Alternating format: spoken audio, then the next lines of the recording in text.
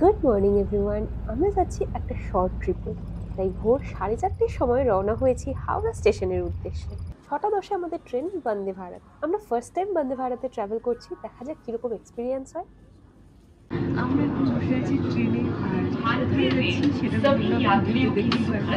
এবং মঙ্গলবার যাত্রা की कामना करती है।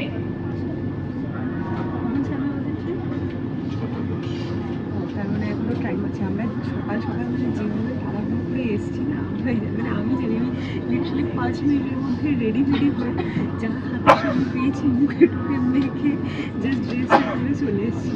কারণ মানে রাতে ঘুমাতে দেরি হয়ে গেছিলো, সকালে উঠতেও লেট করেছি। ও আগে উঠে ফ্রেশ হয়ে আমাকে ডাকছে 4:30 বেজে গেছে, 4:30 বেজে গেছে, তাড়াতাড়ি ওঠো গাড়ি চলে আসবে। ফটাফট করে রেডি হয়ে কীভাবে যে এসেছি।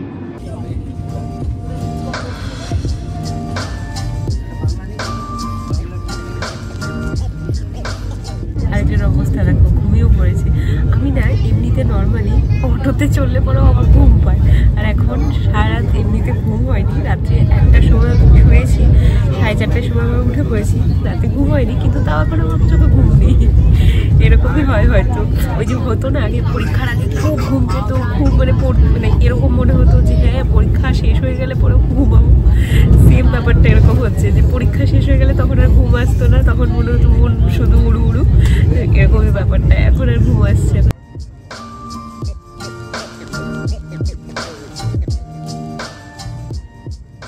ব্রেকফাস্টে কী কী খেলাম সেটা তোমাদের সাথে শর্টে শেয়ার করে দেবো। দেখো ব্রেকফাস্ট সার্ভ করা হয়েছে, আমরা এখন ব্রেকফাস্ট করছি আর শুধু ঘুমাচ্ছে আর খাচ্ছে, ও দুটোই কাজ।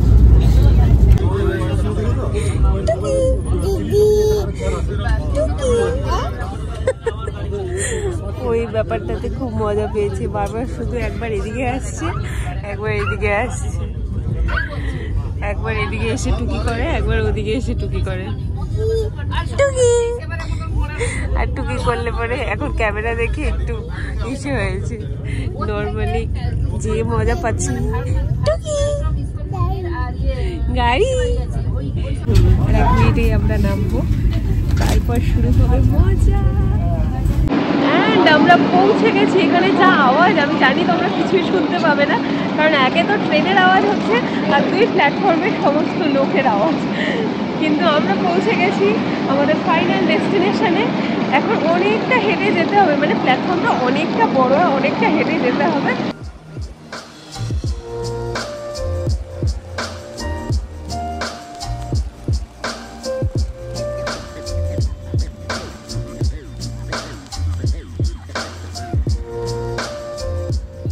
পৌঁছে গেছি আমাদের হোটেলে। আমাদের হোটেল নিউ হরাইজন, একদম স্বর্গদ্বার বিচেই রয়েছে।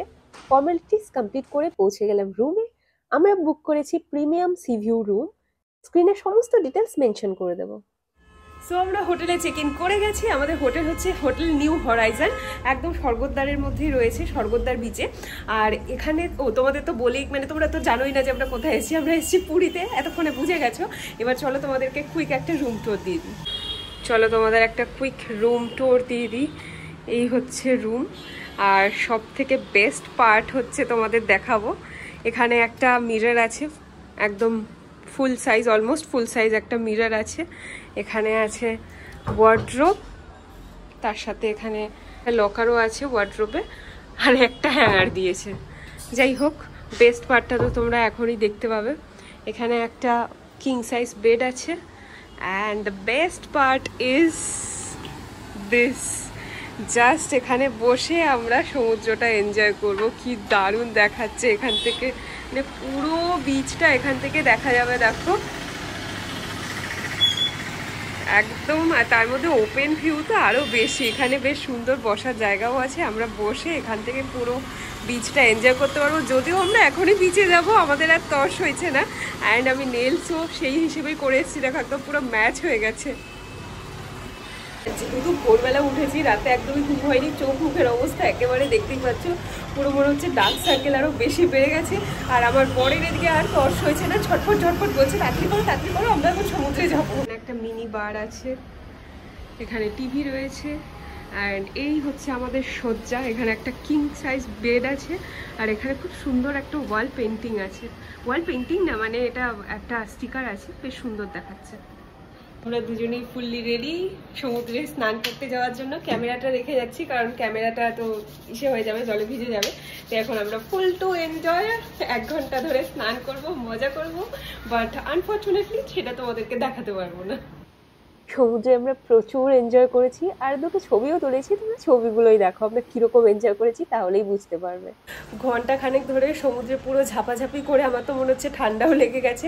এখন পুরো গিয়ে নিচে গিয়ে খাওয়া দাওয়া করে আসি, ওদের নিচেই সাথে একটা রেস্টুরেন্ট আছে, ওখানে গিয়ে খাওয়া দাওয়া করে আসি। খিদে পেয়ে গেছে প্রচণ্ড, আর সৌদীপের তাড়াহুড়ো শুরু হয়ে গেছে। আমি বলছি দাঁড়াও একটু, তাড়াহুড়ো করে স্নান করলাম, তাড়াহুড়ো করে এখন আবার যাচ্ছি। পুরীতে এসে আমরা এখন মহাভোজ থালি খাবো। তুমি কি খাওয়ার জন্য এক্সাইটেড? ক্র্যাব না প্রন? না, প্রন আছে, তারপরে আস্তে আস্তে হবে। যাই হচ্ছে না কেন এখানে মানে আসার পর থেকে শুধু তারা দেখিয়ে যাচ্ছে, তাড়াতাড়ি করো স্নানে যেতে হবে, তাড়াতাড়ি করো সমুদ্রে যাই, তাড়াতাড়ি করো খেতে যাই, সবসময় শুধু তাড়াহুড়ো। এখানেও আসার আগে এত তাড়াহুড়ো করেছি, সকালবেলার থেকে শুরু হয়েছে আমাদের তাড়াহুড়ো। ওর হয়ে যায় তারপরে শুরু হয়ে যায় তাড়াহুড়ো, ওর যতক্ষণ না হয় ততক্ষণ কিন্তু কোনো তাড়াহুড়ো হয় না। এখন যে খাবার আসতে দেরি হবে সেই বেলা কিন্তু ওর কোনো তাড়াহুড়ো হবে না, কিন্তু যেই খাবারটা আসবে তারপর থেকে শুরু হয়ে যাবে তাড়াহুড়ো।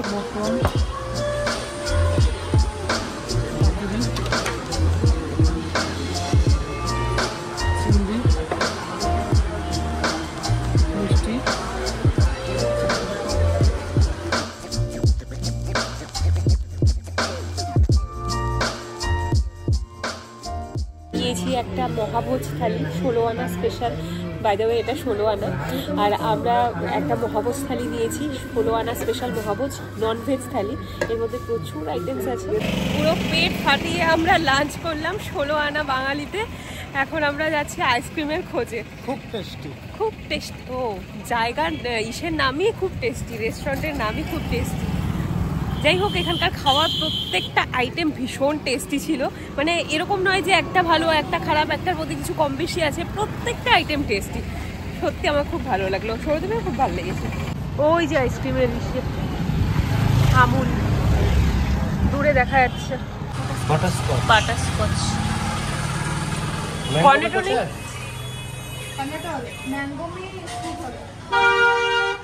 খুব খাবে না, বাটারস্কচ নিয়ে কর্নেটো দিদি, দুটো কর্নেটো। তুমি খাবে কর্নেটো?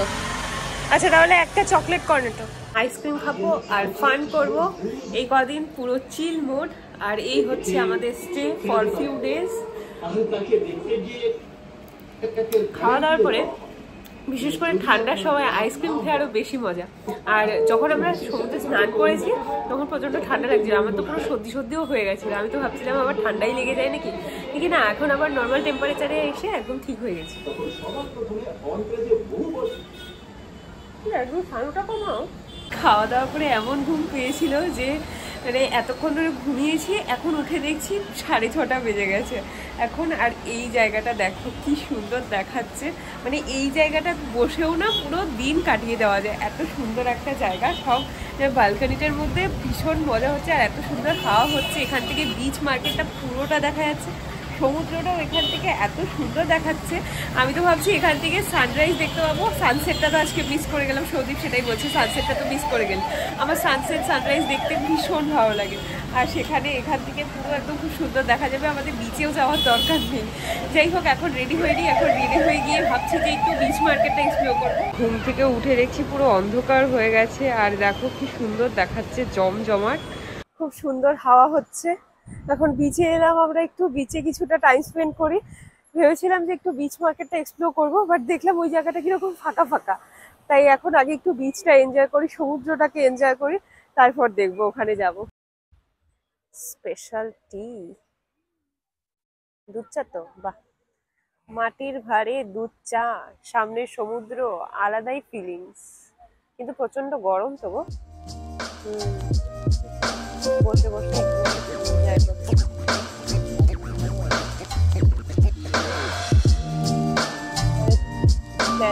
দেখা যাচ্ছে